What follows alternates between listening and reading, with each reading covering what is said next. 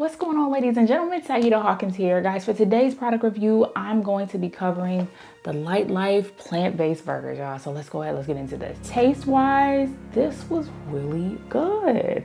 I was like, oh my gosh. And I hooked it up the way I usually hook up my vegan burgers, and it really hit the spot. Texture-wise, guys, so much like your traditional beef patty, like, oh my gosh. And let me say this too. I feel like Lightlife is really not stingy. Like, these are quarter-pound plant-based patties, y'all. Like, so all my foodies out there that like a really good, yeah, you're getting that. I got mine for $4.48 from Walmart. Speaking of Walmart, you can find it there. You can find it at Food Lion.